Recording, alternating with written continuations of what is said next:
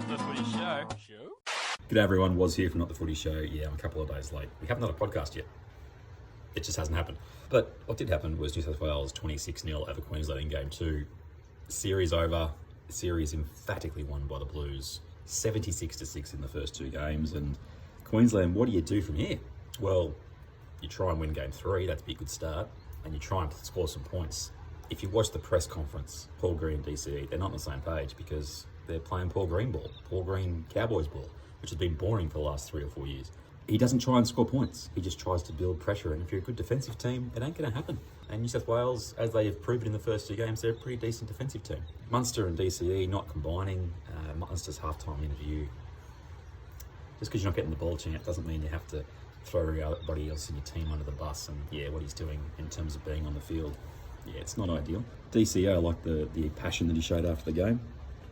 He cared.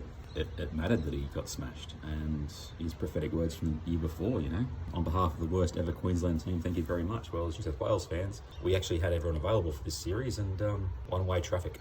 For the Blues, Freddie's done a wonderful job. He's just picked his best players when they've been available. We had to sit with Gutherson and White in the centres last year. Didn't get the job done. He's replaced him with Trbojevic and Mitchell.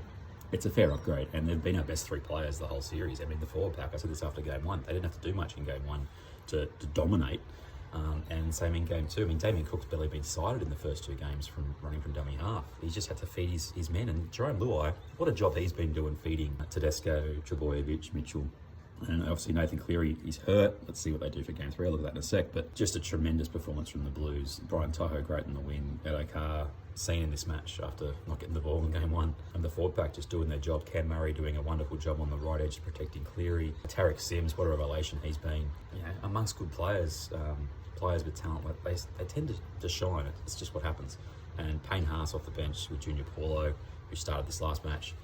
They're just doing the job, and that's all New South Wales had to do. Get the game even, get an even share of possession, and that's the thing. Both games, if you look at the stats, apart from the scoreboard, the stats suggest it's been close. Well, it hasn't been. You've watched the games that I have, and it's been all one-way traffic. New South Wales just way too good in 2021. In terms of Game 3, New South Wales, I think they go with Adam Reynolds if they want to have a like for like. He doesn't run the ball as much as Cleary, but his kicking game's very similar. He plays on the right, that's Luai stay on the left, and I don't think there's any other changes. New South Wales, it's really a matter of whether they ended up going Luai to halfback, which I think probably weakens the team a litlittle bit. I think you leave Whiten on 14.